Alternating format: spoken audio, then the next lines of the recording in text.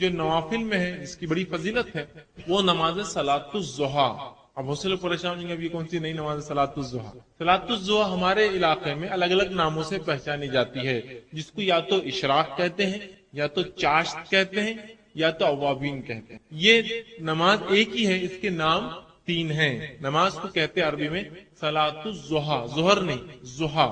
یہ نماز کیا ہے اور کب پڑھی جائے؟ تو اگر صلاۃ الضحیٰ بالکل سورج نکلتے ہی پڑھی جائے، طلوع آفتاب کے فوراً بعد پڑھی جائے، تو اس نماز کو اشراق کہا جاتا ہے. صلاۃ الضحیٰ کو سورج نکلتے ہی اگر پڑھا جائے فوراً، اس کو کہتے ہیں اشراق. تو مسجدوں میں لکھا ہوتا ہے اشراق کا وقت. اور اشراق کا وقت یاد رکھیے، فجر کے بعد سے اشراق کے وقت تک کوئی نماز ہو بھی نہیں سکتی، کہ تو وہ 20 منٹ طلوع آفتاب کے ہوتے ہیں. تو 6 بجے اگر طلوع آفتاب ہے تو 6:22 کو اشراق شروع ہوتا ہے، یا 20 منٹ کا آپ کم از کم فرق لے لے ہمارے علاقوں کے اعتبار. تو صلاۃ الضحیٰ کو اگر آپ اول وقت میں پڑھے سب سے، تو یہ کہلاتی ہے اشراق. اس کی تعداد رکعتیں یاد رکھیے 2 سے لے کر 8 تک ہے. آپ اس کو مکمل 8 رکعت تک پڑھ سکتے ہیں. یاد رکھیے رسول اللہ نے اس سے زیادہ نہیں پڑھی صلاۃ الضحیٰ. تو اگر آپ فوراً سورج نکلتے ہی پڑھتے 2 رکعت کر کے پڑھی، کم از کم 4 پڑھنا چاہیے، زیادہ زیادہ 8 کہتے ہیں لوگ. کوشش کیجیے اگر آپ ایک سلام سے پڑھ رہے ہیں تو پھر 4 رکعت پڑھیے. اگر وہ 4 رکعتیں پڑھنا چاہتے ہیں ایک ساتھ، بہتر ہے کہ آپ 2 کر کے پڑھیں، اس میں زیادہ انشاءاللہ عزیز. یہ بھی بہرحال 4 رکعت میں ہر جی نوافل میں، لیکن سنت یہ ہے رسول اللہ نے عموماً نوافل کو 2 کر کے ہی پڑھا ہے. کوشش کیجیے 2 کر کے. تو 4 رکعت یہ زیادہ زیادہ 8 پڑھی. تو فوراً سورج نکلتے پڑھے تو یہ نماز کہلاتی ہے اشراق. سورج نکلنے کے تھوڑی دیر بعد اگر آپ پڑھیں تو اس کو کہتے ہیں چاشت. اور سورج اتنا اوپر آ جائے کہ زمین گرم ہو جائے، تپش شروع ہو جائے، تو اس وقت جو پڑھی جاتی ہے اس کو کہتے ہیں اوابین. ٹھیک. بہت سے لوگوں کو غلط فہمی ہے کہ چاشت یا جو ہے نماز یا اوابین کے تعلق سے کہ یہ مغرب کے بعد ہوتی ہے. درست نہیں، یہ فجر کے بعد ہی ہے. یاد رکھیں ظہر سے پہلے. اور یہ نماز آپ کو زوال سے پہلے پڑھنا ہے. اشراق کہلائیں گی جب سورج نکلتے پڑھیں گے، بیچ میں کبھی پڑھیں گے تو چاشت. اور سورج جب ایسی بلندی پر آ جائے کہ گرم ہونا شروع ہو جائے زمین، اس کو کہتے ہیں اوابین. جب پڑھے جائے اوابین کہتے ہیں. یہ اونٹوں کے بچے ہوتے ہیں جو کیا کرتے ہیں صبح چونکہ رات میں بہت سردی ہوتی ہے، جو ہی سورج نکلتا ہے تو اونٹ کا بچہ کیا کرتا ہے، جب سورج نکلنا شروع ہوتا ہے جا کر ریت پر کھڑا ہو جاتا ہے. اور جب تک کھڑا ہوتا ہے جب تک کہ اس کو اتنی دھوپ نہ ملے کہ اس کے پیر گرم ہونے لگے. جب اس کے پیر گرم ہونے لگتے تو لوٹ کر اپنی ماں کے پاس بھاگتا ہے. اس کو کہتا ہے اواب، پلٹنے والا. تو اونٹ کا بچہ پلٹ کر بھاگتا ہے اپنی ماں کے پاس کہ اب بہت گرم ہو گیا. اب ظاہر سی بات ہے ریت کو گرم ہونے اور اونٹ کے بچے کے کھر گرم ہونے کے لیے سورج اونچا ہونا ضروری ہے، اوپر آ جانا ضروری ہے، تبھی تو وہ تپش ہوں گی، جس کو ہمارے علاقے میں ہم کہیں گے 10 بجنا یا 11 بجنا، جب تپش دھوپ کی ہو جاتی ہے. اس کے بعد تو پھر زوال یاد رکھیے 11:30 ہوں گے تو پھر تو زوال، پھر ہو گیا ٹائم. تو آپ اس کو فجر کے بعد سے مطلب طلوع آفتاب سے لے کر زوال کے بیچ میں پڑھ سکتے ہیں. اول وقت میں پڑھی جائے تو اشراق، بیچ میں کبھی پڑھی جائے تو چاشت، اور آخر وقت میں 10:30 11 کے وقت تو یہ ہو جائے گا اوابی. اس کی رکعتیں یاد رکھیے 8 ہے زیادہ سے زیادہ. ٹھیک. آپ 4 کر کے 2 بار پڑھیں، یا پھر 2 کر کے آپ جو 4 اور یہ 8 تک آپ زیادہ زیادہ پڑھ سکتے. تو یہ رہا تیسری نفل نماز جس کا ہم اہتمام کر سکتے ہیں. اور تینوں ایک میں آگے بہرحال چاشت، اوابین اور جو اشراق. تو یہ بھائی نے کہا کہ میں نے حدیث میں کہا کہ 4 رکعت اشراق کی اور 4 ظہر سے پہلے کی جو پڑھیں گا وہ جنت میں جائیں گا. تو اشراق کی نماز جو ہے اصل جس کو اشراق، چاشت اور اوابین کہتے ہیں، اس نماز کو عربی زبان میں کہتے ہیں صلاۃ الضحیٰ. ظہر نہیں ہے، ضحیٰ، صلاۃ الضحیٰ. یہ نماز سورج نکلنے کے بعد سے لے کر زوال سے پہلے تک پڑھی جا سکتی ہے. سورج نکلنے کے بعد سے لے کر زوال تک، ظہر کے پہلے تک پڑھی جا سکتی ہے. اس نماز کے نام الگ الگ وقتوں میں پڑھنے سے بدلتے جاتے ہیں. اشراق وہ جو سورج نکلتے ہی پڑھی جائے، چاشت اس کے بعد، اوابین ایسے وقت پڑھنا کہ سورج اتنے تیز ہو جائے کہ جس سے اونٹ کے بچے ان کے کھر گرم ہونے سے واپس اپنی ماں کی طرف بھاگے. اواب کہتے پلٹنے والے کو. ٹھیک. بہرحال ویسے ہو جائے اس وقت کو پڑھنا. لہٰذا یہ نماز کو 2 کر کے پڑھ سکتے، کم از کم 2 اور زیادہ سے زیادہ 8 رکعت. صلاۃ الضحیٰ کم از کم 2، زیادہ سے زیادہ 8 رکعت. حدیث میں آ رہا ہے کہ 2 نہیں 4 پڑھے. اس کا مطلب یہ کہ 2 پھر 2، زیادہ زیادہ پڑھنا ہے تو اور 2 مطلب 8. لہٰذا جو 4 بھی پڑھے اس کے لیے ہے، جو زائد پڑھنا چاہے تو 8 تک پڑھ سکتا ہے. اور اس کی رکعتیں 2 کر کے ہیں، تو 2 پڑھے پھر 4 پڑھے. اگر کوئی صرف 2 پڑھتا ہے تو اشراق تو ہو جائیں گے، لیکن ثواب میں شامل ہونا ہے تو 4 پڑھنا پڑے گا ڈیلی کم از کم. 4 سے مور بھی آپ جا سکتے ہیں، اس لیے کہ 8 تک یہ رکعتیں ثابت ہے، تو آپ 2 کر کے اس کو پڑھ سکتے ہیں. تو 4 تو کم از کم پڑھنا ہے. اگر وہ حدیث کے تحت جانا ہے، وقت نہیں ہے تو آپ 2 بھی پڑھ سکتے ہیں، اس لیے کہ اس کا ثواب تو ملے گا، لیکن وہ ثواب کے مستحق ہونے کے لیے یہ 4 اور ظہر کی 4 کو لگاتار پڑھتے رہنا. جس طرح سے پچھلی مرتبہ ہم نے نماز کے تعلق سے کچھ غلط فہمیاں اور اس کے بارے میں سجدہ سہو اور اس کے تمام چیزیں، اس کا طریقہ ہم نے دیکھا تھا، آج انشاءاللہ عزیز پھر ایک نماز سے متعلق ہی جو ہے کڑی رکھنے کی آپ کے سامنے کوشش کروں گا. اور انشاءاللہ عزیز نماز با جماعت، اس کی اہمیت، اس کی فرضیت اور واجبیت، اور اس کو چھوڑنے والوں کا کیا انجام ہوگا، اور کچھ اس کے تعلق سے انشاءاللہ عزیز مسائل رکھنے کی میں جو ہے کوشش کروں گا کہ نماز با جماعت کے لیے جاتے وقت کی کچھ باتیں، جانے کے بعد کی کچھ باتیں. تو یہ تمام باتیں انشاءاللہ مختصر سے اس وقت میں رکھنے کی کوشش کروں گا، تاکہ بہت سی مرتبہ لوگ اس عنوان سے متعلق سوال کرتے ہیں کہ 2 لوگ ہو تو جماعت کیسی ہوں گی، جماعت کے لیے جانے کا کیا معاملہ ہے، گھر میں پڑھ لے تو اس میں کیا مسئلہ ہو جائے گا، کچھ جگہ فجر کی نماز بہت تاخیر سے ہوتی ہے تو کیا ہم اپنے گھر میں جماعت بنا لے تو اس کا کیا مسئلہ ہوگا. اس طرح کی بہت ساری باتیں لوگ کہتے ہیں، اور امت مسلمہ کی اجتماعیت سے یہ سب باتوں کی بنیاد پر یا لا علمی کی بنیاد پر بہت ساری بار جو ہے ہم کٹ بھی جاتے ہیں اندر.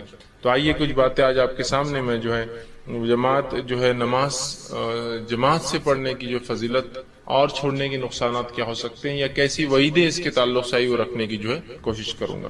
سب سے پہلی چیز تو یہ ہے کہ اسلام میں جتنے بھی فرائض ہیں، اگر آپ ان فرائض کو دیکھیں تو یہ باجماعت ہے. جیسا کہ توحید اگر چھوڑ دے، مطلب جو لوگ ایمان لاتے ہیں، شہادت دیتے ہیں، وہ ایک الگ مسئلہ ہوتا ہے، انفرادیت میں ہوتا ہے. اس کے علاوہ جتنے اعمال، نماز اجتماعیت میں ہوتی، ٹھیک ہے. اسی طرح جو روزہ اجتماعیت میں ہے، ایسا نہیں ہے کہ ایک جماعت یہ مہینے روزہ رکھے، اگلی جماعت وہ مہینے روزہ رکھے، اگلی جماعت یہ مہینے روزہ رکھے، تاکہ مختلف دنوں میں روزے چلتے رہیں، ایسا بھی نہیں.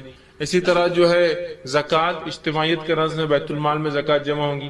حج اجتماعیت کا نظم ہے کہ تمام لوگ حج ایک ساتھ کرتے ہیں، حج کے لیے بھی کوئی وقت نہیں کہ 15 دن بعد ان کا وقت، 15 دن بعد ان کے بعد 15 دن بعد ان کا وقت، ایک ہی ہے. تو اسلام میں جماعت کے بغیر مسلمان کا تصور نہیں یاد رکھے. اسی طرح نماز جو کہ ارکان اسلام میں دوسرا رکن ہے، شہادت کے بعد دوسری اہم جو ہے عبادت ہے، فرائض میں سے دوسرا فریضہ ہے، اس کے تعلق سے بھی یاد رکھیں اسے اجتماعیت میں ہمیں کرنا ہے، انفرادیت میں نہیں کرنا. اور نبی اکرم صلی اللہ علیہ وسلم با جماعت نماز کے حکم دیتے ہیں. اللہ رب العزت کئی مرتبہ قرآن میں وَرْكَعُوا مَعَ الرَّاكِعِينَ ایک جگہ کہا کہ رکوع کرو رکوع کرنے والوں کے ساتھ. تو ظاہر سی بات ہے رکوع کرنے والوں کے ساتھ رکوع کرو، مطلب رکوع نماز کے اندر ایک اس کا رکن ہے. جب نماز ہم پڑھتے ہیں تو رکوع کرو رکوع کرنے والوں کے ساتھ، مطلب اجتماعیت میں نظم ہوگا، ہے نا. اسی طرح کہیں کہا کہ جب تم لوگ جو ہے جنگ میں ہو، جہاد پر ہو، تو ایک جماعت پہلے امام کے ساتھ کھڑی ہو جائے اور دوسری جماعت حفاظت کے لیے کھڑی ہو. تو گویا میدان جنگ میں بھی ہے اور ایک ساتھ لوگ نہیں پڑھ سکتے ہیں، تو آدھے آدھے پڑھ رہے ہیں کہ ایک جماعت نماز میں لگی ہے، دوسری جماعت حفاظت میں لگی ہے نا. تو گویا آپ صلی اللہ علیہ وسلم کے حکم قرآن کے احکامات سے ہی پتہ چلتا ہے کہ ہمیں یہ چیز بھی اجتماعیت میں کرنا ہے. اور نماز با جماعت کا جو ہے ہر مسلمان کو اسلام نے حکم دیا، ہر مسلمان کو نبی اکرم صلی اللہ علیہ وسلم نے حکم دیا کہ ہم جب بھی نماز پڑھیں جماعت کے ساتھ نماز پڑھے. یاد رکھیں اجتماعیت اس معاملے میں قائم کریں. آپ صلی اللہ علیہ وسلم فرماتے ہیں، حدیث اس طرح سے ہے، اور یہ حدیث جو ہے ابو داؤد کی سنن نسائی میں آتی ہے. آپ صلی اللہ علیہ وسلم فرمایا، جس شہر یا دیہاتی آبادی میں 3 شخص رہتے ہو، مطلب جس جگہ چاہے دیہات ہو چاہے شہر ہو، اگر 3 مسلمان رہتے ہیں، ٹھیک، جس شہر یا جس دیہات میں 3 مسلمان رہتے ہو اور ان میں جماعت کا نظم نہ ہو، اور اگر یہ جماعت سے نماز نہ پڑھتے ہو، کوئی جماعت کا نظم نہ ہو، تو آپ فرماتے اور کہتے نہ ہو، تو ان پر شیطان غالب آ جاتا ہے. تو ان لوگوں پر کیا ہوگا؟ پھر ان لوگوں پر جو 3 ہو یا اس سے زیادہ کوانٹٹی ہو جائے اور وہ جماعتی نظم قائم نہ کرے نماز اور دیگر چیزوں میں، تو شیطان ان پر غالب آ جاتا ہے. اور پھر آپ فرماتے لہٰذا جماعت قائم کرو، کیونکہ بھیڑیا ریوڑ سے الگ رہنے والی بکری کو جو ہے یہ بھیڑ کو کھا جاتا ہے. بھیڑیا بکری ریوڑ سے اپنے گروپ سے الگ ہو جاتی ہے، جماعت سے الگ ہو جاتی ہے، اس کو اچک لیتا ہے. تو یہاں نبی اکرم صلی اللہ علیہ وسلم نے اس بات کا خوف بتایا کہ اگر ہم جماعت سے نہیں نماز قائم کریں گے اور جس دیہات اور جس بستی میں 3 مسلمان ہو جائے اور اس کے بعد یہ عمل نہ ہو کہ وہ جماعت قائم نہ کرے، جماعتی نظم قائم نہ کرے، تو ایسی جگہ پھر شیطان آ جائیں گا اور شیطان جو ہے پھر اچک لیں گا۔ اور آپ نے وضاحت کی کہ جس طرح سے جو بھیڑ یا بکری، ریوڑ سمجھتے نا، پورا گروپ میں چلتی، جتھے میں چلتی ہے، الگ ہوتی ہے، بھیڑیا اسی پہ حملہ کرتا ہے، چونکہ پورے بکریوں پہ حملہ نہیں کرتا اور بیچ میں آ کے کبھی حملہ نہیں کرتا ہے، تو کہا بھیڑیا ایسی ہی بھیڑ پہ حملہ کرتا جو ریوڑ سے، گروپ سے الگ ہو جاتی ہے۔ تو لہٰذا یہاں بجماعت نماز کی اہمیت بتائی جا رہی ہے۔ اگر ایسا نہ ہوا تو شیطان ان لوگوں پر، اس بستی والوں پر، اس شہر والوں پر غالب آ جائیں گا اور ان کو جو ہے وہ بکھیر دیں گا، یاد رکھیے، مطلب اللہ کی اطاعت اور اس کی بندگی سے دور کر دیں گا۔ تو یہاں پتہ چل رہا ہے بجماعت نماز کی کیا اہمیت ہے۔ اسی طرح دوسری ایک روایت میں آپ صلی اللہ علیہ وسلم فرماتے اور کہتے ہیں، یہ روایت جو صحیح بخاری کی ہے، روایت کے الفاظ سننے کتنے سخت ہے۔ آپ صلی اللہ علیہ وسلم فرماتے اور کہتے ہیں کہ مجھے اس ذات کی قسم جس کے ہاتھ میں میری جان ہے، میں نے ایسا ارادہ کیا کہ ایک مرتبہ لکڑیاں جمع کروں اور اذان دینے لگاؤں، جب اذان ہو جائے تو کسی اور کو نماز کے لیے آگے بڑھا دو، جب وہ نماز شروع کر دے تو پھر میں بستی اور شہر میں نکلوں اور ان تمام لوگوں کے گھر کو آگ لگا دوں جو بنا کسی عذر کے وجہ کے گھر میں جو ہے نماز پڑھتے ہیں۔ میرا دل چاہا کہ ایک مرتبہ جو ہے میں لکڑیاں جمع کروں اور اذان دینے لگاؤں اور خود نہ نماز پڑھاتے ہوئے کسی اور کو اپنے جگہ مصلی پہ کھڑا کر دوں اور پھر نکلوں اور نکل کے ان لوگوں کے گھر کو آگ لگا دوں جو بنا کسی وجہ کے عذر کے جو ہے وہ نماز با جماعت میں شریک نہیں ہوتے، بس ان کے گھروں کو جلا دوں۔ مسند احمد کی روایت میں اضافی الفاظ ہے، اگر مجھے چھوٹے بچوں کا اور عورتوں کا خوف نہ ہوتا تو میں ان کے گھر جلا دیتا۔ اگر مجھے اس میں عورتیں، چونکہ عورتوں کو بجماعت نماز فرض نہیں ہے، بچوں کے اوپر عبادت فرض نہیں جب تک وہ بالغ نہیں ہوتے، تو اگر مجھے عورتوں اور بچوں کی فکر نہ ہوتی تو میں ان کے گھر جلا دیتا۔ تو کتنی اہمیت بتائی جا رہی بجماعت نماز کی، سمجھ میں آ رہی ہے، بجماعت رہنے کی ہر معاملے میں۔ اور نماز، اور چونکہ نماز ایک ایسا رکن ہے جو ہر روز 5 وقت ہوتا ہے، زکوٰۃ تو سال میں ایک بار ہے، حج زندگی میں ایک بار ہے، لیکن یہ تو روز ہو رہا ہے یہ عمل۔ زکوٰۃ سال میں ایک بار ہے، ٹھیک، روزہ سال میں ایک بار، لیکن یہ روز ہوتا ہے۔ اگر یہاں اجتماعیت ہماری ہوں گی تو بہت سارے اس کے فائدے ہوں گے، اور اس بات کی گواہی آپ بھی دیں گے اور میں بھی دیتا ہوں۔ اجتماعیت کے فائدے تو اپنی جگہ ہے ہی، اجتماعیت میں رہنا، لوگوں کے ساتھ رہنے کے بہت سے بینیفٹس سے یاد رکھیں، ٹھیک۔ اور یہاں شریعت کا حکم بھی ہے، تو کتنا اہم حکم ہے کہ گھر جلا دینا۔ اسی سے علماء لکھتے ہیں کہ نماز با جماعت یہ واجب اور فرض ہے، یاد رکھیں، با جماعت پڑھنا واجب اور فرض ہے، سوائے شرعی عذر کے، سوائے مجبوریوں کے، سوائے مسجد نہ ہو کسی علاقے میں، مسلمان ہے لیکن مسجد نہیں ہے، سوائے اس کے کہ آپ کی صحت ساتھ نہ دے، حالات ساتھ نہ دے، یہ ایک الگ چیز ہے، یہ عذر ہے، مجبوریاں ہیں، ایکسیپشنل کیسز ہیں، ٹھیک۔ اسی طرح آپ صلی اللہ علیہ وسلم فرماتے اور کہتے ہیں، ایک نابینا صحابی جن کا نام ام مکتوم آتا ہے، صحیح مسلم کی روایت ہے، ام مکتوم، وہ آئے اور کہا اللہ کے رسول صلی اللہ علیہ وسلم، میں ایک نابینا انسان ہوں، یہ نابینا تھے، اندھے تھے، میں ایک نابینا انسان ہوں اور مسجد آنا میرے لیے مشکل ہوتا ہے، اس لیے کہ مجھے ہر بار کوئی لے کر آنے والا نہیں ہوتا ہے۔ وہ نابینا تھے اور نابینا انسان کو ظاہر سے چلنے میں بہت تکلیف ہوتی ہے، تو کہا مجھے ہر بار کوئی انسان نہیں ملتا جو مجھے پکڑ کر مسجد تک لا کر چھوڑ دے، تو لہٰذا کیا میں اپنی نمازیں گھر پر پڑھ لوں؟ تو آپ صلی اللہ علیہ وسلم نے کہا ٹھیک، تو اپنی نمازیں گھر پر پڑھ لو۔ جب وہ جانے لگے تو راوی کہتے اللہ کے رسول صلی اللہ علیہ وسلم پلٹے اور کہا کہ تم 1 منٹ رکو، ذرا ٹھہرو۔ وہ ٹھہر گئے، ٹھہرنے کے بعد ان سے کہا کیا تمہیں اذان کی آواز سنائی دیتی؟ تو کہا اللہ کے رسول صلی اللہ علیہ وسلم ہاں مجھے اذان کی آواز سنائی دیتی ہے۔ تو کہا اگر اذان کی آواز سنائی دیتی ہے تو پھر میں تمہیں حکم نہیں دے سکتا ہوں گھر پر نماز پڑھنے کا، تم کو مسجد آنا ہی پڑے گا۔ اگر اذان کی آواز آتی ہے تو میں تمہیں حکم نہیں دے سکتا ہوں گھر میں پڑھنے کا، تمہیں مسجد آنا پڑے گا۔ تو اندازہ لگائیے نماز با جماعت کی کیا اہمیت ہے کہ ایک نابینا بھی اس سے ایکسیپشنل نہیں ہے، جس کو کتنا بڑا عذر ہوتا ہے دکھتا ہی نہیں، تو تو کہ اگر اذان کی آواز آتی ہے تو کسی نہ کسی کے ساتھ تم کو آنا پڑے گا، میں تم کو چھوٹ نہیں دے سکتا ہوں. اس ایک آدمی کو ایکسپشنلی چھوٹ دیتے آپ سب کے لیے ہو جاتی ہے نا.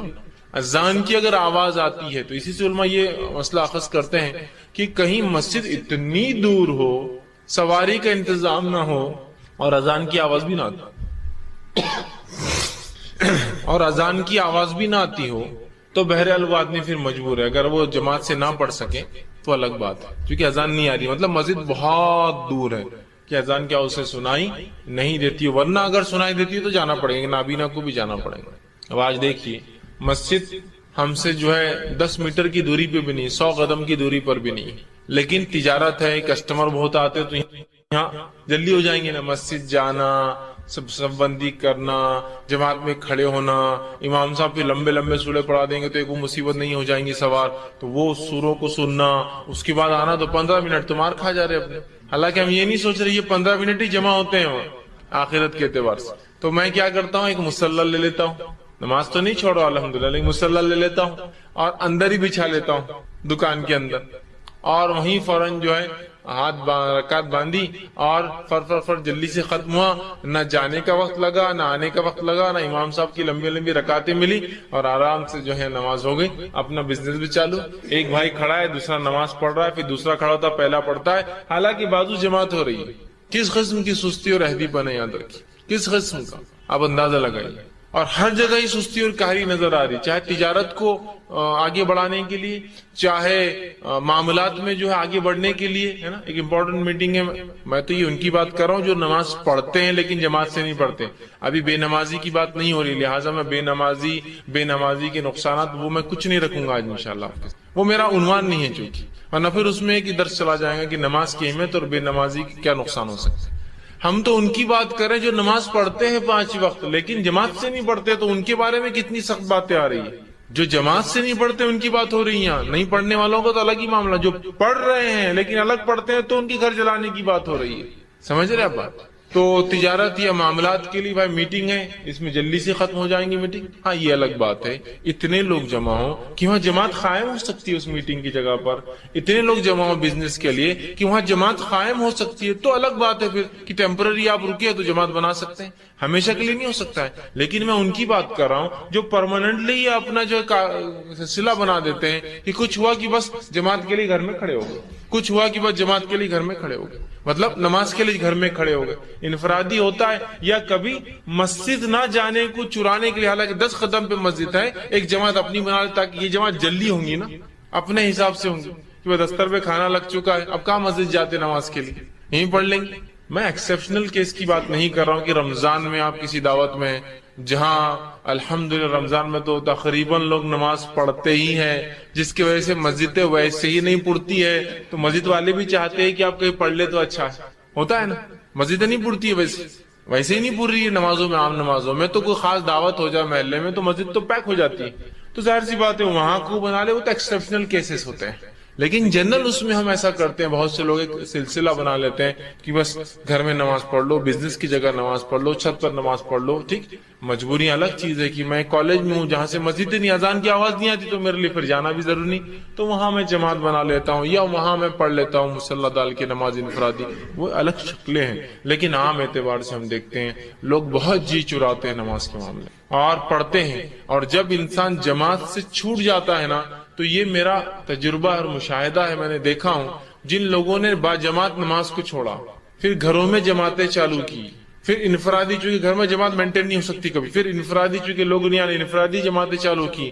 اس کے بعد ایک زمانہ پھر تاخیر سے نماز پڑھنے لگے، حالانکہ نماز چھوڑنے کی وجہ تھی لوگ اول وقت میں نہیں پڑھتے بلکہ میں گھر میں پڑھوں اپنی جماعت میں، پھر تاخیر سے پڑھنے لگے، اور پھر حال یہ ہو گیا کہ نمازوں کو جمع کر کے پڑھنے لگے، اور پھر حال یہ ہو گیا کہ تھوڑے دن بعد بے نمازی بن گئے. تھوڑے دن سے مراد کچھ سالوں اور کچھ وقت میں بے نمازی کہ نماز کی پرواہ ہی نہیں، بیٹھے ہیں تو جو بیٹھے ہیں تو ظہر اور عصر کا وقت بھی ہوگا مغرب تک، چلو میں تو مسافر ہوں، میں تو سفر میں آپ سے ملنے آیا ہوں، میں تو جمع کر رہا ہوں، لیکن جو مقیم ہے وہ بھی میرے ساتھ بیٹھا ہے. اچھا ظہر اور عصر مل سکتی ہے، مغرب اور عشاء مل سکتی ہے نا، لیکن ایک انسان عصر سے میرے ساتھ مغرب بھی بیٹھا ہے، عشاء تک بیٹھا ہے، میں تو اپنی ظہر عصر ملا کر آیا ہوں لیکن پھر بھی وہ بیٹھا ہے. حالانکہ بڑا علامہ بتاتا ہے اپنے آپ، لیکن چونکہ پہلے کہا یہ اول وقت میں نہیں پڑھتے، الگ پڑھتا ہوں جماعت سے، پھر جماعت ختم ہوئی، پھر انفرادی، اور نماز ہی پوری مکمل چھوٹ گئی پھر ایسے لوگوں سے۔ تو بڑی احتیاط کریں، با جماعت نماز کو کبھی معمولی نہ سمجھے، ہر بار کوشش کرے کہ جماعت کے ساتھ پڑھوں۔ اس کی بڑی اہمیت ہے کہ ایک نابینا کو بھی اس سے ایکسیپشنل مستثنا نہیں کیا گیا شریعت میں۔ اسی طرح صحیح مسلم کی روایت ہے، عبداللہ ابن مسعود رضی اللہ عنہ فرماتے ہیں، بڑی سخت بات وہ کہتے ہیں، کیا فرماتے سنیے، وہ فرماتے ہیں کہ ہم میں سے کوئی بھی، آپ صلی اللہ علیہ وسلم کے زمانے میں ہم میں سے کوئی بھی جماعت سے پیچھے نہیں رہتا تھا۔ ہم نماز نہیں پڑھنے والوں کی بات نہیں کر رہے ہیں، ابھی پھر سوچ غور سے سنیے آپ، جو پڑھتے تھے لیکن جماعت سے نہیں پڑھتے تھے، ان کی بات ہو رہی کتنی سخت۔ ہم میں سے کوئی بھی اللہ کے رسول صلی اللہ علیہ وسلم کے زمانے میں بغیر جماعت کے نماز نہیں پڑھتا تھا، مطلب سب جماعت میں شامل ہوتے تھے سوائے منافق کے، سوائے منافق کے۔ اور اسی سے وہ کہتے تھے جو با جماعت نماز میں شامل نہ ہو وہ کھلا منافق ہے۔ چھپا منافق تو جماعت سے بھی نماز پڑھنے آتا تھا، کچھ کھلے منافق تھے جو جماعت سے نہیں پڑھتے تھے آپ کے زمانے میں بھی، کچھ چھپے تھے، چھوٹے موٹے منافق آ جاتے تھے ڈر کے، لیکن بڑے بڑے منافقین جو تھے وہ نہیں آتے تھے۔ تو کہا سب آتے تھے سوائے منافق کے، اور جو نہیں آتا تھا ہم سمجھ جاتے تھے یہ منافق ہے، پھر کہتے ہیں سوائے منافق کے اور بیمار کے، لیکن بیمار کو بھی ہم میں سے دو لوگ کاندھے پہ ڈال کے لا کے کھڑے کر دیتے تھے۔ منافق تو آتا ہی نہیں تھا سوائے بیمار کے، مطلب بیمار لوگ نہیں آتے، لیکن بیماروں کو بھی دو لوگ مل کر اٹھا کے لاتے تھے، کاندھے پر لا کے کھڑے کر دیتے تھے، سب کے بیماروں کو بھی لا کر کھڑے کر دیا تھا۔ دیکھیے با جماعت نماز نہ پڑھنے کے تعلق سے کیا بتا رہے صحابہ کی یہ منافقت کی ایک علامت ہے، چونکہ منافق ہی با جماعت نماز میں نہیں آتا ہے۔ دوسرا، بیمار بھی ہوتا تو اٹھا کر لایا جاتا نماز کے لیے۔ آج تو ہماری بیماریوں کا کیا کہنا ہے نا، کیا ہو گیا بھائی آج نماز آپ نے جماعت سے نہیں پڑھی، آج میرے کو 3 چھینکیں آ گئی صبح صبح، اور 3 چھینکیں تو بہت زیادہ ہوگی آپ کے لیے، ہے نا، اتنی صحت کہاں دی اللہ نے آپ کو 3 چھینکیں برداشت کر سکے، چوتھی چھینک میں تو ہارٹ اٹیک آ جائے گا آپ کو۔ ٹھیک ہے، اچھا کیا آپ نے آج نماز کو پڑھا۔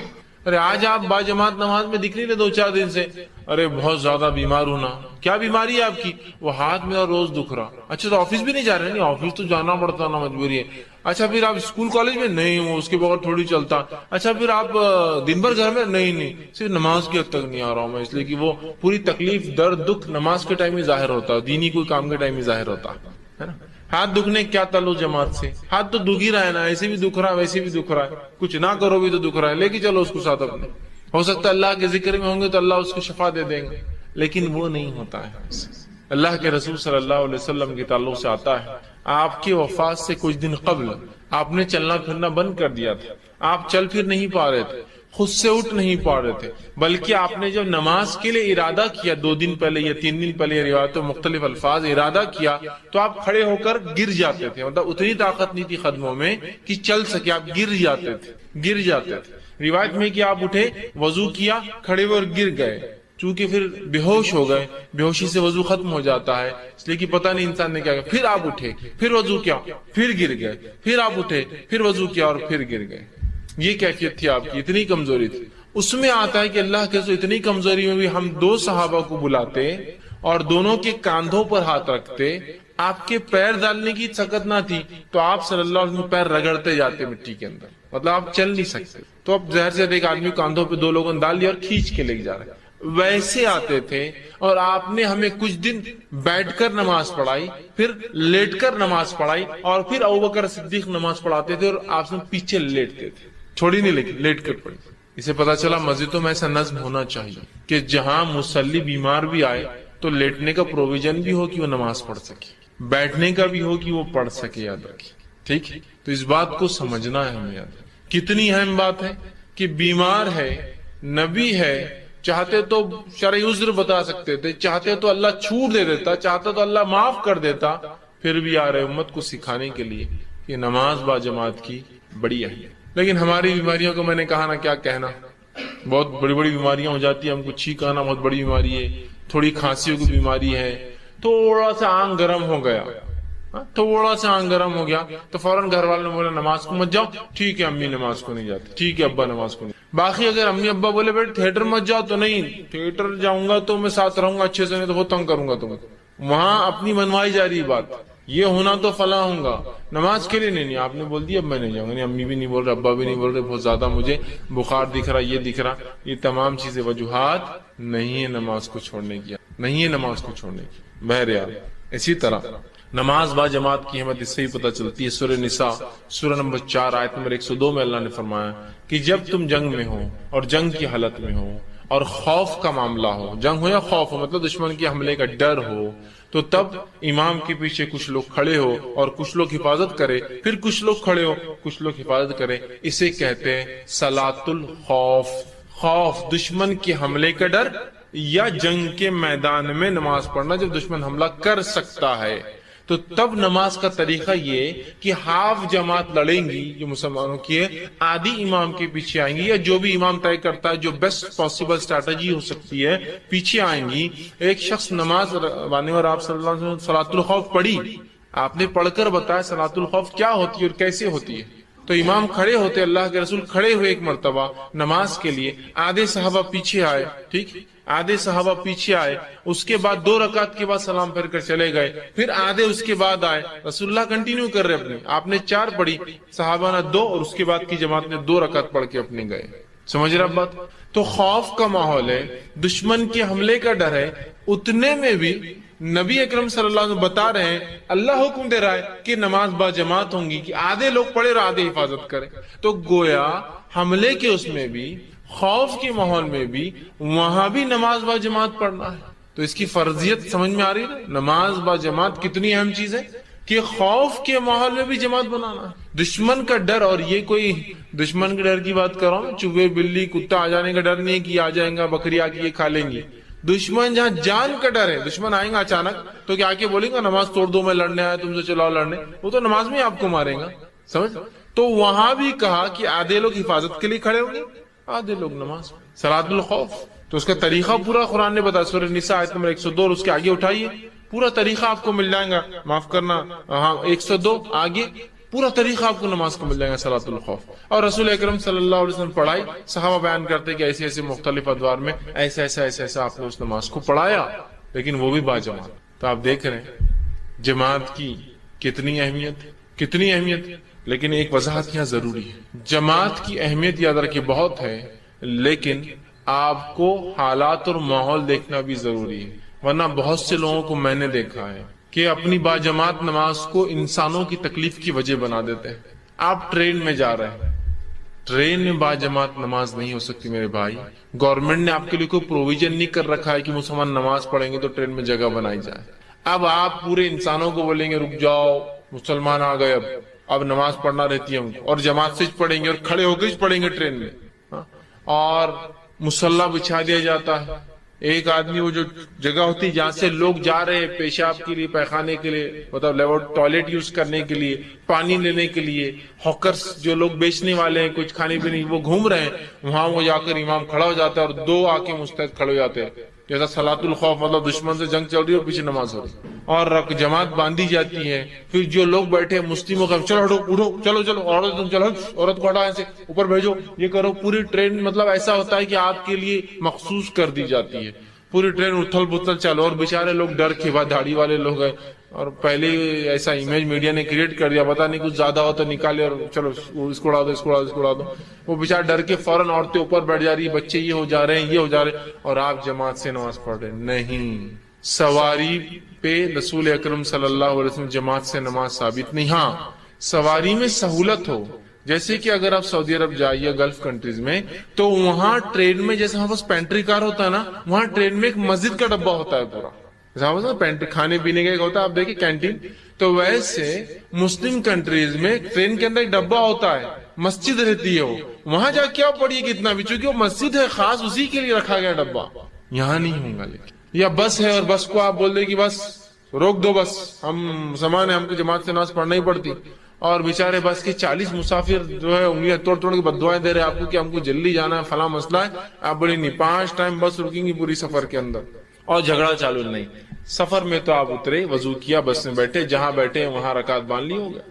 سہولت ہے تو ایک آدمی رکعت باندھے، پیچھے اس کی سیٹ والے بیٹھے، آواز آ رہی تو ٹھیک، نہیں پڑھ سکتے بس نہیں، اپنی اپنی پڑھے، اس لیے کہ نبی اکرم صلی اللہ علیہ وسلم کو دیکھا گیا آپ سواری پر تھے اور اکیلے نماز پڑھ رہے ہیں۔ اور آپ قبلے کا بھی وہ نہیں کرتے، قبلہ دوسری جانب ہوتا آپ دوسری طرف نماز پڑھتے، مطلب سواری پر قبلہ بھی کوئی شرط نہیں ہے. تو یہ وضاحت، ورنہ جماعت کی وہ ہو گئی اور آپ چلتے پلینے بولیں گے اب ہم سب جماعت سے نماز پڑھیں گے، کرو پورا پریشانی کیا کر رہے، نیا مسئلہ یہ. حالانکہ سعودی ایئر لائنز میں پروویژن ہوتا ہے جہاں نماز کا اتنی جگہ وہ خاص رکھتے ہیں جہاں وہ بھی ان کے کرو کے لوگ بھی پڑھتے ہیں، کیپٹن بھی آتا ہے پڑھتا ہے اور دوسرے لوگ بھی پڑھتے ہیں، ڈائریکشن بھی کنٹینیو قبلے کا دیتے رہتے کہاں ہے. وہ ایک الگ شکل ہے. لیکن آپ کوئی بھی فلائٹ میں یہاں بیٹھ کر پڑھیے، سہولت نہیں ہے اور کھڑنا رسک بھی ہوتا ہے. نہیں اب با جماعت نماز تو پلین میں بھی ہوں گی، اور تاکہ اللہ کے پاس گواہی رہا کہ ہوا میں بھی ہم جو ہے جماعت سے پڑھ رہے تھے نماز، اور لوگ ضد کرتے ہیں، لوگ پریشان ہو جاتے ہیں، سب کو تکلیف ہوتی ہے، اور ایک عجیب منظر کھنچ جاتا ہے کہ کیسا عجیب سخت قسم کا دین ہے جو ان کو سہولت نہیں دیتا ہے. عام حالت میں سہولتوں میں باجماعت نماز فرض ہے. مجبوریاں ہیں، مشکلیں ہیں، حالات ہے، ٹھیک ہے، سفر ہے، سواری ہے، یہ سمجھنے کی ضرورت ہے. کیونکہ ایک واقعہ سے پہلے میں نے سنایا تھا، آپ لوگوں نے سنا ہوگا، ایک میں نے دیکھا تھا کہ کچھ لوگوں نے جماعت سے نماز کھڑی کر دی ٹرین کے اندر. حالت یہ ہوئی کہ ایک عورت جو سفر میں تھی، اس کے بعد اتنی سہولت نہ تھی کہ اپنے بچے کو ڈائپر پہنا سکے، اس کے بچے نے پیخانہ کر دیا، اور ہماری نماز تو ختم ہو رہی نہیں. باجماعت پڑھے نا، پوری ٹرین بلاک، وہ بیچاری بیٹھی. کیا تصور اس نے اسلام کا لیا ہوگا، کہ کیسے لوگ ہیں کہ مجھے بنیادی سہولتیں استعمال کرنے سے بھی ان کی جماعت نے، ان کی عبادت نے روک دیا. یہ نہیں ہونا چاہیے، یہ نہیں ہونا چاہیے. یہ چیز کو سمجھنا بے انتہا ضروری ہے ہم لوگوں کے لیے کہ جماعت سے نماز بھی پڑھنا ہے، لیکن انسانوں کا جب معاملہ آ گیا تو حقوق العباد ترجیح لے جاتے حقوق اللہ پر. معلوم آپ کو یہ بات بھی سمجھیے، جماعت کی میں بات کر رہا ہوں. آپ بولیں گے ایسا کیسا، بندوں کے حق اللہ کے اوپر ہی فخر لے جاتے ہیں. ہاں لے جاتے ہیں. یہی اللہ کے رسول جو فرما رہے ہیں میرا دل چاہتا ہے لوگوں کے گھروں کو آگ لگا دو جو مسجد میں نماز نہیں پڑھ کے گھر میں پڑھتے ہیں. یہی اللہ کے رسول صلی اللہ علیہ وسلم فرماتے ہیں جو پیاز اور لہسن کھائے وہ ہماری مسجدوں میں داخل نہ ہوں. کیا کہہ رہے ہیں، مسجد میں جو نہیں آتے گھر جلا دو. یہی اللہ کے رسول فرماتے ہیں جو پیاز اور لہسن کا مسجد میں نہ، چکے بندوں کے حق مارے جاتے. پیاز لہسن سے بدبو آتی ہے جس سے انسانوں کو تکلیف ہوتی ہے.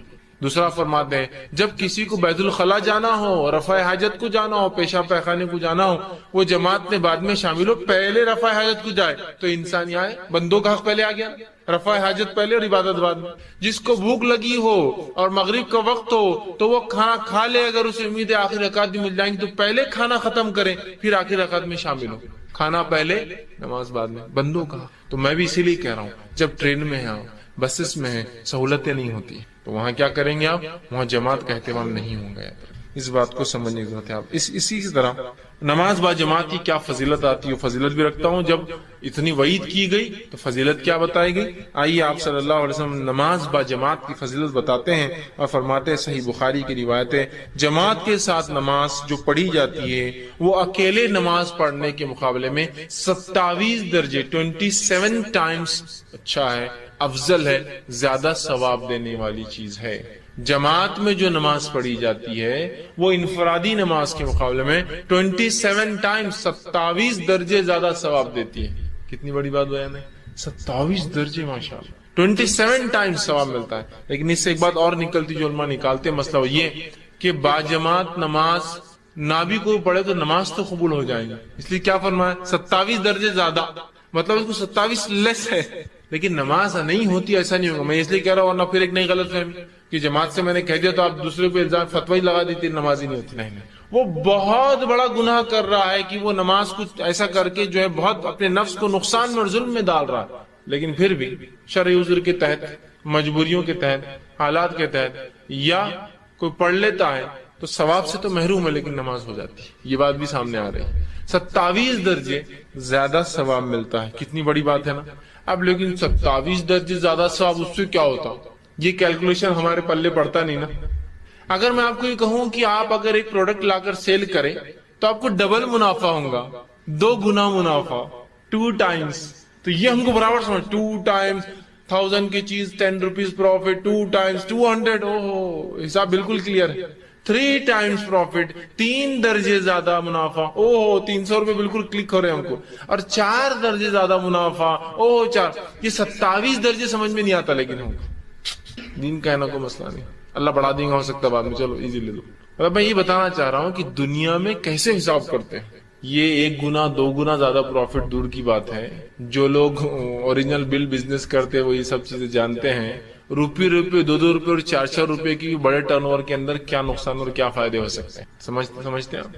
25 پیسے بھی اگر ایک کسٹمر کو آپ یوں چھوڑتے ہیں, ایک دن میں 100 کسٹمر آتے ہیں تو منتھ کے اندر اتنا ہوتا ہے اتنا آپ کا ٹیلی فون بل ہوتا ہے, اتنا نکل جاتا ہے آپ کا کاسٹ. سمجھ رہے آپ.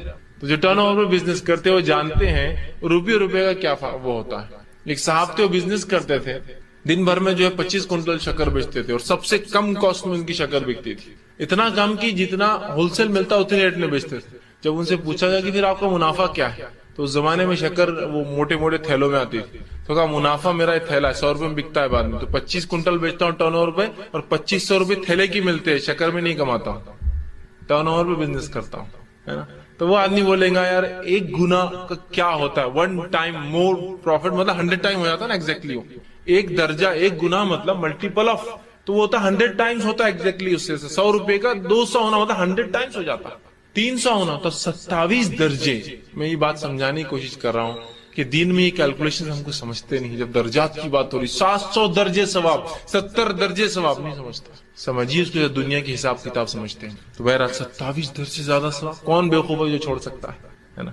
آئیے اسی طرح فرماتے ہیں اس کی فضیلت میں صحیح بخاری صحیح مسلم متفق علیہ روایت ہے. فرماتے اور کہتے سنیے, آدمی کا جماعت کے ساتھ نماز پڑھنا گھر اور بازار میں نماز پڑھنے کے مقابلے میں 20 سے زیادہ گنا زیادہ فائدے مند. 20 ٹائمز یا مور دین 20 ٹائمز. اوپر والی روایت میں 27 ٹائمز آ گیا, اس روایت میں مور دین 20 اپ ٹو 27 ٹائمز. یہ مانا ہو سکتا ہے کہ 20 سے لے کر 27 کے بیچ میں کچھ درجات اس کی نیت کے اعتبار سے ملیں گے اس کو. تو کہا زیادہ درجے کی فضیلت رکھتا ہے اس لیے کہ ایک انسان جب اچھے سے وضو کرتا ہے اور صرف اللہ کے لیے, تو آپ صلی اللہ علیہ وسلم فرماتے تھے کہ حدیث کے الفاظ اس طرح سے کہ آدمی کا جماعت کے ساتھ نماز پڑھنا یہ جو ہے گھر میں نماز پڑھنے کے مقابلے میں 20 سے زیادہ درجے جو ہے فضیلت رکھتا ہے, اس لیے کہ ایک انسان جب اچھے سے وضو کرتا ہے اور صرف اللہ کے لیے نماز کے لیے مسجد کا رخ کرتا ہے, صرف اللہ کے لیے صرف نماز کے لیے مسجد کا رخ کرتا ہے, تو ہر قدم کی عوض اللہ سبحانہ تعالیٰ اس کے درجات کو بلند کرتا ہے. جماعت میں جانے کا ثواب دیکھیے 20 سے زیادہ گنا ثواب کے علاوہ جب چلتا ہے تو ہر قدم پر اس کے درجات بلند ہوتے ہیں, مطلب گناہ معاف ہوتے ہیں, اس کے درجات بلند ہوتے ہیں, درجات بلند کرتا ہے اور گناہ مٹا دیتا ہے. اور مسجد میں داخل ہونے کے بعد وہ جو ہے جتنی دیر نماز کا انتظار کرتا ہے وہ نماز کی حالت میں ہوتا ہے اور نماز کے ثواب میں ہوتا ہے. مطلب ایک انسان مسجد جا کے جتنی دیر انتظار کرتا ہے نماز کے لیے اتنی دیر ثواب ملتا ہے نماز میں شامل ہونے کا, نماز میں شمار ہوتا ہے. اور فرشتے اس کے لیے رحمت کی دعائیں کرتے ہیں جب تک کہ وہ نماز کی جگہ بیٹھا رہے. مطلب نماز پڑھ بھی لیا اور اگر نماز کی جگہ ہی بیٹھا ہے تو فرشتے اس کے لیے رحمت کی دعائیں کرتے ہیں جب تک کہ وہ بیٹھا رہتا ہے, اور اللہ سے درخواست کرتے ہیں, فرشتے گزارش کرتے ہیں کہ اے اللہ اس کی مغفرت فرما دے, اس پر رحم کر, جب تک کہ وہ وضو سے ہوتا ہے تب تک.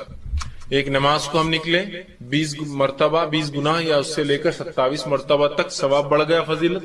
ہر قدم پر گناہ معاف ہو رہے ہیں, ہر قدم پر نیکیاں لکھی جائے, درجات بلند ہو رہے ہیں. اور اس کے بعد مسجد میں جب تک بیٹھا ہے نماز کے انتظار میں 5-10 منٹ پہلے پہنچ گیا انتظار میں, تب تک اس کو نماز میں رہنے کا ثواب مل رہا ہے. دوسرا سجدہ تلاوت, یہ بھی قسم کا سجدہ ہی ہے, سجدہ تلاوت. اب سجدہ تلاوت کیا ہے؟ سجدہ تلاوت سنت ہے, اس پر صحابہ کا اجماع ہے. سجدہ تلاوت سنت ہے, اس پر صحابہ کا اجماع ہے, یاد رکھیں. ٹھیک, اس کی مشروعیت, اس کا مشہور ہونا, اس کا عمل میں لانا, رسول اللہ کا اس کو عمل کرنا, اس معاملے میں صحابہ کا اجماع ہے. اس معاملے میں کچھ اختلاف پایا جاتا ہے کہ واجب ہے یا سنت ہے, ضروری ہے یا سنت ہے. تو اس معاملے میں صحیح قول اور صحیح رائے ہے سجدہ تلاوت کا کرنا سنت ہے, واجب نہیں ہے. یاد سجدہ تلاوت کا کرنا سنت ہے, واجب نہیں ہے. انشاءاللہ میں آپ کے سامنے کچھ واقعات اور کچھ حالات رکھنے کی جو ہے صحابہ کے اقوال وہ رکھنے کی کوشش کرتا ہوں. آئیے سب سے پہلی چیز جو ہے صحیح بخاری کی روایت ہے, آپ صلی اللہ علیہ وسلم فرما کہا, میں نے بلکہ جو ہے یزید بن ثابت رضی اللہ عنہ فرماتے ہیں, میں نے اللہ کے رسول صلی اللہ علیہ وسلم کو دیکھا کہ آپ نے سورہ نجم کی تلاوت کی اور آپ نے اس میں کوئی سجدہ نہیں کیا. مطلب آپ نے سورہ نجم کی تلاوت کی اور اس میں آپ نے کوئی سجدہ نہیں کیا, حالانکہ سورہ نجم میں ایک سجدہ آتا ہے. اس سے پتہ چلا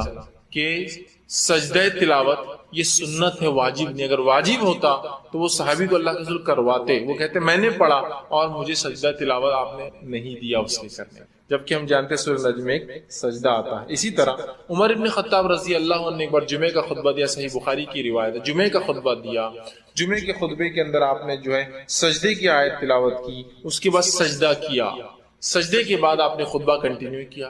دوسرے جمعہ آپ نے پھر وہی سورت پڑھی، سجدے کی آیت پڑھی اور سجدہ نہیں کیا. اور سجدہ نہیں کرنے کے بعد یہ کہا اور فرمایا یقیناً ہمیں ان سجدوں کا حکم نہیں دیا گیا، لہٰذا جو شخص سجدہ کرنا چاہے کرے اور جو نہ کرنا چاہے اس پر کوئی گناہ نہیں. حضرت عمر نے نماز خطبے میں ایک آیت تلاوت کی جو سجدہ تھا، جس میں سجدہ کیا. اگلے جمعہ وہی آیت تلاوت کی، سجدہ نہیں کیا اور کہا ہمیں سجدہ کرنے کا حکم نہیں دیا گیا تھا، مطلب یہ سنت ہے، واجب نہیں. تو لہذا جو کرے بہت اچھی بات ہے، جو نہ کرے اس پر کوئی گناہ نہیں. لیکن میں یہ کہوں گا کرنا چاہیے، یہ مستحب اور پسندیدہ عمل ہے، رسول اللہ نے کیا، کرنا چاہیے لیکن واجب نہیں. دونوں باتیں آپ سمجھ رہے ہیں ایک ساتھ. کوئی گناہگار نہیں ہوگا اگر نہیں کرتا تو، لیکن کرنا چاہیے. رسول اللہ نے نماز میں بھی کیا سجدہ تلاوت، نماز کے باہر بھی کیا. تو نماز میں بھی کیا جا سکتا ہے، نماز کے باہر بھی کیا جا سکتا ہے. کرنا چاہیے لیکن واجب اور فرض نہیں ہے، یاد رکھیں. اسی طرح جو ہے اس کو کرنا کیوں چاہیے، اس کے تعلق سے جو بات ملتی ہو تو یہ کہ رسول اللہ نے ہمیشہ کیا تو یہ افضل ہوا. دوسری بات جو ملتی ہے ہم کو وہ یہ ہے، جو سجدہ تلاوت کرنے کا جو فائدہ ہے جس کی وجہ سے میں کہہ رہا ہوں کرنا چاہیے، وہ صحیح مسلم کی حدیث آپ نے فرما دی. کتنی اچھی بات ہے. جب ابن آدم کسی سجدے کی آیت پر تلاوت کرتے وقت سجدہ کرتا ہے اور پھر سجدہ کرتا ہے تو شیطان کہتا ہے مجھے سجدے کا حکم ہوا، میں نے نہیں کیا.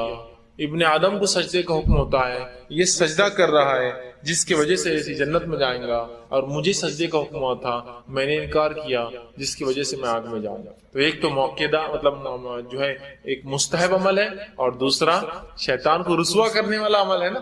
شیطان رسوا ہوتا ہے کہ مجھے حکم ہوا تھا، میں نہیں کر پایا سجدہ، میں نے نہیں کیا. ابن آدم کو حکم ہوا، اس نے کیا، وہ جنت میں جائیں گا، مجھے حکم ہوا، میں نے نہیں کیا، میں آگ میں جاؤں گا. تو اس وجہ سے کرنا چاہیے لیکن پھر بھی واجب نہیں ہے. ورنہ بہت سے لوگ سجدہ تلاوت کا کفارہ پوچھنے آتے ہیں، نہیں کیے تو کیا ہے، واجب نہیں ہے. ٹھیک ہے، یہ لیکن مستحب ہے، بہت اچھا عمل. اسی طرح جو ہے سجدہ تلاوت جو ہے ان کی جو ہے تعداد کے تعلق سے یاد رکھیے، سجدہ تلاوت ایک ہی ہوتا ہے سجدہ تلاوت ایک سجدہ ہوتا ہے، تعداد جیسا دو نہیں، جیسا ہم لوگ نماز میں کرتے دو ہوتے ہیں، سجدہ تلاوت ایک ہی ہوتا ہے. آپ ایک ہی بار کریں گے. ایسا آپ نماز میں ماشاءاللہ تراویح پڑھتے تو اس میں ہوتا نہیں، امام صاحب ایک ہی بار کراتے ہیں، وہ ایک ہوں گا. نماز میں اگر ہوں گا تو اللہ اکبر کے ساتھ ہوں گے تاکہ پتہ چلے کہ سجدہ تلاوت، اور نماز کے باہر کریں گے تو آپ سیدھے چل جائیں گے سجدے میں، کچھ بولنے کی ضرورت. ٹھیک ہے، تو اس سے تلاوت کی تعداد جو ہے سجدے کی جو ہے وہ ایک ہوں گا. ٹھیک، اور یہ سجدے ایک ہوں گا. اور یہ سجدے کتنے ہیں قرآن کے اندر، تو اس معاملے میں کوئی حدیث نہیں ملتی کہ رسول اللہ نے فرمایا اتنے ہیں. لیکن جو باتیں پتہ چلتی ہوئی ہے کہ سجدہ تلاوت جس پر علماء کا اور ائمہ کا اتفاق ہے وہ ہے 15 سجدہ تلاوت ہے. کسی نے کہا 14 ہے اور کسی نے کہا 11 ہے، لیکن صحیح بات یہ ہے کہ 15 سجدے تلاوت ہے. کتنے ہیں؟ 15 جگہوں پر 15 ایسے مقامات ہیں جہاں سجدے تلاوت ہے. حالانکہ حدیث کے اندر 2-3 بات آتی ہیں، جیسا کہ دیکھیے کسی حدیث میں آتا ہے کہ آپ نے 15 کی، 14 کی، 11 کی لگاتا ہے. لیکن جو صحیح بات ہے وہ یہ ہے کہ ثابت کوئی روایت نہیں. 15 ہیں. کون کون سے؟ مختصر انداز میں آپ کے سامنے رکھ دیتا ہوں. پہلا جو ہے میں ترتیب میں رکھ رہا ہوں قرآن کے آرڈر کے اعتبار سے.